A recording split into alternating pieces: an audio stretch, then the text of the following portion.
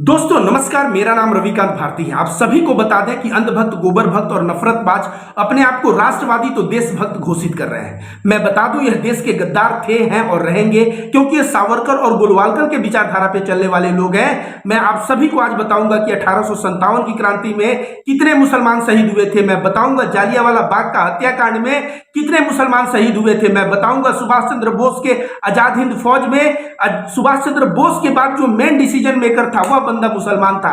भारत में हिंदू मुसलमान में कोई अंतर नहीं हुआ करता था। यह अंतर दिमक की तरह काटते काटते काटते आज भारत को इस तरह से नफरत भारत में फैला दिया गया है।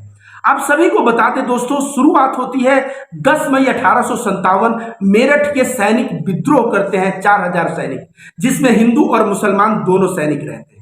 आपको बता दें, इसके पश्चात दिल्ली के लाल किले के सामने पश्चिमी उत्तर प्रदेश से हजारों गांव के लोग आके सामने खड़े हो जाते हैं, जिसमें जाटो भी रहते हैं, ब्राह्मण भी रहते हैं, मुसलमान भी रहते हैं।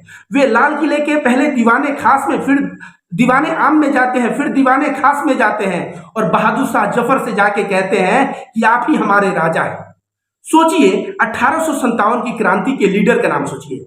नाना साहेब, तात्या टोपे, रानी लक्ष्मीबाई, खान बहादुर खान, हीरा सिंह, ये सब लोग थे। और 80% हिंदू हथियार के साथ 1857 की क्रांति में लड़ने के लिए उतरा था और 20% मुसलमान उतरे थे हथियार के साथ। सोचिए, अगर भारत हिंदू मुस्लिम में अंतर होता तो ये लोग साथ में लड़ने के लिए अंग्रेज और फिरंगियों से उतरते नहीं, और हिंदू राष्ट्र ही भारत को बनाना होता तो 80% हिंदुओं के हाथ में हथियार था, 20% मुसलमानों को मार देते और रानी लक्ष्मीबाई को बना देते राजा या रानी बना देते, या जो है तात्या टोपे को भारत का राजा बना देते। लेकिन ऐसा उन्होंने किया क्या? नहीं किया। इन सभी राजाओं ने मिलके बहादुर शाह जफर को अपना राजा माना। क्यों? क्योंकि ये लोग कह रहे थे भारत मतलब मुगल और मुगल मतलब भारत, मतलब भारत को रिप्रेजेंट मुगल किंग करता है। और इन सभी ने बहादुर शाह जफर को हेड बना के और इनके अंडर में लड़ाई लड़ी। अब रानी लक्ष्मीबाई, तात्या टोपे बहादुर शाह जफर के अंडर में लड़ रहे थे, एक मुसलमान के अंडर में। क्या तुम लोग इन्हें भी देशद्रोही कहोगे या देश के गद्दार तुम स्वयं हो? यह अपने आत्मा से सवाल करो। दोस्तों, आप सभी को बता दें कि शहादत में कितने परसेंट मुसलमान शहीद हुए थे। सोचिए, 20% मुसलमान लड़ रहे थे और जो शहादत हुई, 100 में अगर 10 लोग मरे तो उसमें 4 मुसलमान मरे और 6 हिंदू सिख ये सब मिला के मरे। मतलब आप समझ लीजिए कि मुसलमानों ने कितने जोर शोर से जी जान लगा के लड़ाई लड़ी कि 40% मुसलमान मारे गए। अब जो अंधभक्त है, गोबर भक्त है, वो क्या लॉजिक देंगे कि इन 4 लोगों के 10 में 4 लोगों के शहादत की वजह से आजादी नहीं मिली, ये जो 6 लोग हिंदू जो शहीद हुए उनके वजह से आजादी मिली। ये जरूर ये बात बोलेंगे। तो इनको मैं जवाब दे दूं, ये लोग वैसे ही गोलवालकर की बात पे चलते रहते हैं। गोलवालकर ने कहा था कि जो लोग शहीद हो रहे हैं अंग्रेजों से लड़ते हुए, वे बहुत ही अच्छा कार्य कर रहे हैं, मर्दाना कार्य कर रहे हैं, मर्दानगी वाला कार्य कर रहे हैं। और जो लोग डर से घुटने टेक दे रहे हैं वे लोग खराब कार्य कर रहे हैं। इसके पश्चात बोलता है कि लेकिन जो लोग शहीद हुए हैं, इन शहीदों को भी हमें इज्जत देने का आदर्श मानने की जरूरत नहीं है। इसलिए आदर्श मानने की जरूरत नहीं है क्योंकि ये शहीद फेल हो गए जिस कार्य को ये लोग कर रहे थे उसमें। सोचिए, भगत सिंह, चंद्रशेखर आजाद, सब लोग पहले ही फांसी चढ़ गए हैं और ये लोग फांसी जो चढ़े हैं, देश आजाद नहीं हुआ था। मतलब इनका कार्य अगर असफल रहा तो इनका भारत की आजादी में कोई योगदान नहीं गोलवालकर के अनुसार। आप सभी को बता दें दोस्तों, एक पत्थर को 100 बार ठोकोगे और 100वें बार में टूटेगा, तो 99 बार जो मारा गया है धक्का, उससे वो कमजोर हुआ है। 100वें ठोकर को ही केवल गांधी जी या तमाम लोग आजादी दिलवाए, उनको भी ये लोग गाली देते हैं। जो शहीद हुए उनको भी ये लोग गाली देते हैं। पता नहीं इनके रगों में किस चीज का खून दौड़ रहा है। हिंदू मुस्लिम एकता से अंग्रेज इतना परेशान हो गए थे कि हासी हरियाणा का एक जगह है, वहां 2 दोस्त रहते थे। एक का नाम था हुकुमचंद जैन और दूसरे का नाम था मुनीर बेग। इन दोनों को, ये दोनों प्रकांड पंडित थे, संस्कृत के, अरबी के, फारसी के और मैथमेटिक्स के। ये मैं नहीं कह रहा हूं, ये डाटा कह रहा है। जाके देखो, अंग्रेज जो भी होता था ना, प्रत्येक दिन शाम को रिपोर्ट लिखते थे। इसके वजह से वो सारा रिपोर्ट अगर पढ़ा जाए तो युद्ध में पर डे क्या हो रहा है पता चल जाता था।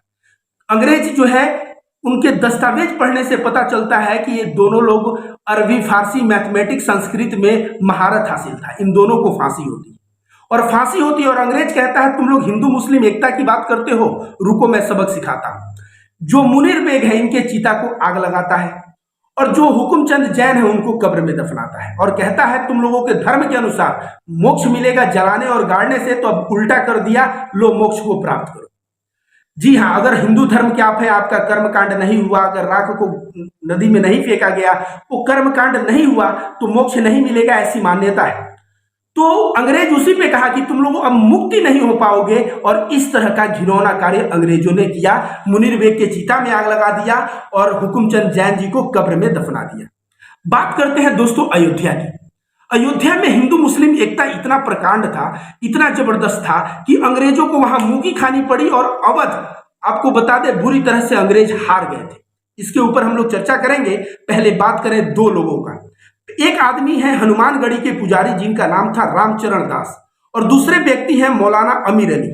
इन दोनों को फांसी की सजा दी जाती है, और फांसी की सजा देने के पश्चात इनका जो है चमड़ा जो है खोल लिया जाता है, और चमड़ा निकाल के इनके डेड बॉडी को इमली के पेड़ पे टांग दिया जाता है, और इनके डेड बॉडी को इमली के पेड़ पे टांग के अंग्रेजों का निशाना रहता है, इशारा रहता है कि और करो हिंदू मुस्लिम एकता की बात, तुम लोगों का अंजाम यही होगा, तुम लोग साथ आओगे तो साथ टांगे जाओगे। अंग्रेजों ने इस तरह का मैसेज देने का प्रयास किया। बात करते हैं अप्रैल 13, 1919। दोस्तों इसी दिन जालियांवाला बाग का हत्याकांड हुआ था। आपको बता दें जालियांवाले के लीडर कौन थे। एक थे डॉक्टर सैफुद्दीन किचलुई और दूसरा थे डॉक्टर सत्यपाल। ये हिंदू मुस्लिम, सोचिए, एक सत्यपाल जी है, एक सैफुद्दीन जी, ये लोग जालियांवाला बाग का जो आंदोलन है उस आंदोलन को बढ़ावा दे रहे थे। 10 अप्रैल को इनकी गिरफ्तारी होती है। 13 अप्रैल को जालियांवाले बाग में इनके गिरफ्तारी के विरोध में मीटिंग जुटता है, और उसी मीटिंग में जनरल डायर आता है और हुक्म दे देता है गोली चलाओ, और पूरे के पूरे लोग भून दिए जाते हैं। हालांकि मरे तो हजारों में थे, लेकिन जानते हैं आज लोग मरते हैं 50 तो सरकार दिखाती है 10।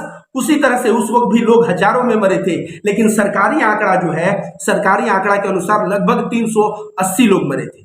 बहुत लोग कहते हैं 379, बहुत लोग कहते हैं 381। एनीवे, ये लगभग 380 लोग जो मरे थे, इसमें मुसलमान कितने थे? 61 मुसलमान थे।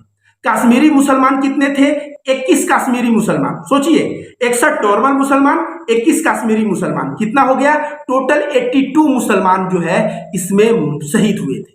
सिख 94 सिख शहीद हुए थे, और लगभग 220 हिंदू के आसपास, 200 के ऊपर हिंदू शहीद हुए थे। एनीवे, जालियांवाला बाग हत्याकांड में उधम सिंह पानी पिला रहे होते हैं, और जब कांड होता है तो 20 वर्ष के उधम सिंह जब ये चीज को देखते हैं, वो प्रण ले लेते हैं कि जिस व्यक्ति ने ऑर्डर दिया है उसको मौत के घाट उतारेंगे।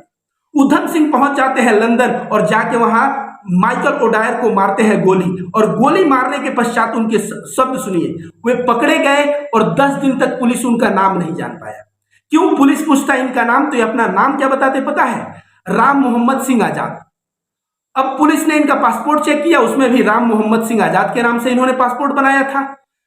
सोचिए, राम मतलब हिंदू, मोहम्मद मतलब मुसलमान, सिंह मतलब सिख, और आजाद मतलब हिंदू मुस्लिम सिख और ईसाई सभी लोग मिलके आजादी चाहते हैं। 1940 में यह मैसेज उधम सिंह ने दिया।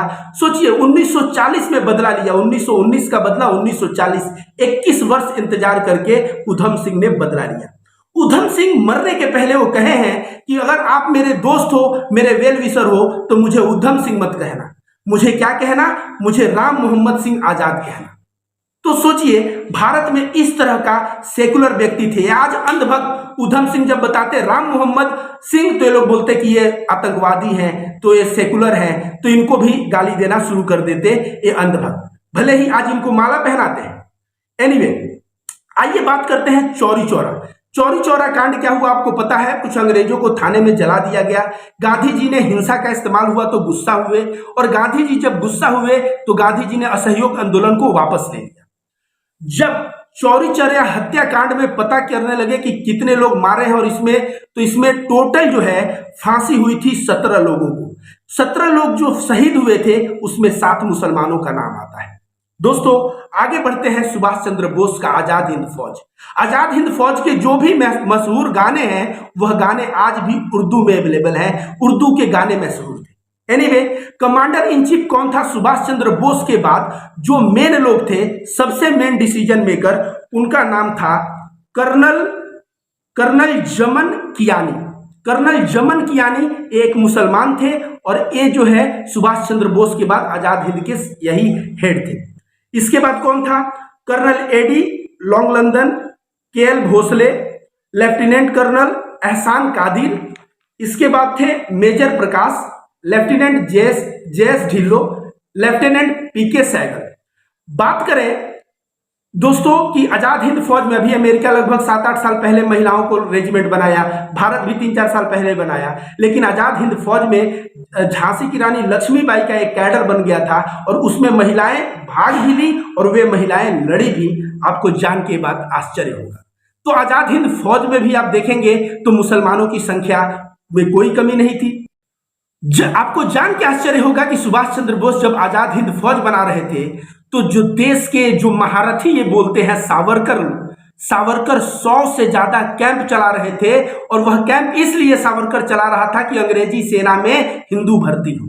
और अंग्रेजी सेना में 1,10,000 हिंदू भर्ती हुए और उद्देश्य क्या था यह भर्ती का उद्देश्य था कि जो पूरब के तरफ से मतलब म्यांमार के तरफ से जो भारत पे हमले हो रहे थे वहां पे निपटना। और ये 1,10,000 जो हिंदू ये लड़ रहे थे, आजाद हिंद फौज ही पूरब से बर्मा के तरफ से अटैक कर रहा था और वो आजाद हिंद फौज के कितने लोगों को इन लोगों ने शहीद कर दिया। अब ये अपने आप को देश के असली भक्त कहे, ये देश के गद्दार बोले जाएंगे। ये सेना में भर्ती करवाने के लिए मोटिवेट करके आजाद हिंद फौज के लोगों को शहीद करवाना, यह किस तरह की देशभक्ति है? दोस्तों 1942 में भारत छोड़ो आंदोलन महात्मा गांधी ने बुलाया। भारत छोड़ो आंदोलन के बाद अंग्रेजों ने पकड़ के सबको जेल में ठूसने लगे और भारत में कांग्रेस बैन हो गया, कम्युनिस्ट पार्टी बैन हो गई, भारत की सभी बड़ी बड़ी पार्टियां बैन हो गई। आपको पता है कौन पार्टी बैन नहीं हुआ था? मुस्लिम लीग बैन नहीं हुआ था, हिंदू महासभा बैन नहीं हुआ था, आरएसएस बैन नहीं हुआ था। बैन होगा भी क्यों? अंग्रेजों की चटुकारिता करोगे, अंग्रेजों जो चाहते हैं वही कार्य करोगे तो बैन क्यों करेंगे? एनीवे, मुस्लिम लीग और हिंदू महासभा आप सभी को बता दें साथ मिलके कोएलिशन गठबंधन में सरकार चलाया है। आपको सुन के यह बात शायद आश्चर्य हो रहा होगा। जी हाँ, ये कहां कहां चलाया है? सिंध में चलाया, बंगाल में चलाया और जो वेस्ट फ्रंटियर जो है वो 3 जगह पे इन लोगों ने सरकार चलाया। आपको बता दें श्यामा प्रसाद मुखर्जी जो बहुत बड़ा हिंदुत्व आइकन बनते हैं 370, उस पर भी बात करेंगे। श्यामा प्रसाद मुखर्जी जब पश्चिम बंगाल के मुख्यमंत्री बने थे वो मुस्लिम लीग के सहयोग से बने थे। सोचिए, मुस्लिम लीग के सहयोग से एक बंदा बनता है मुख्यमंत्री। उस वक्त मुख्यमंत्री को क्या कहा जाता था आपको बता दें, मुख्यमंत्री को डेप्यूटी प्राइम मिनिस्टर कहा जाता था और बंगाल का deputy prime minister Shyama Prasad Mukherjee था और वह मुस्लिम लीग के सपोर्ट से सरकार बनी थी। आप इसी से पता चल जाता है कि असली देशभक्त कौन है। क्या देश के मुसलमान जो सुभाष चंद्र बोस के साथ कंधे से कंधा मिला के चले वे जो है देशभक्त नहीं थे, या ये जो सावरकर के विचारधारा पे चलने वाले लोग थे ये देशभक्त नहीं है? आप ही बताइए। मौलाना अबुल कलाम आजाद गांधी जी कंधे से कंधा मिला के, क्या ये लोग देशभक्त नहीं थे? कि देशभक्त जो है ये नफरतबाज नहीं है? आप ही लोग बताइए और बताइए, कमेंट करिए। वीडियो अच्छा लगा हो तो वीडियो को शेयर करिए। बहुत बहुत धन्यवाद।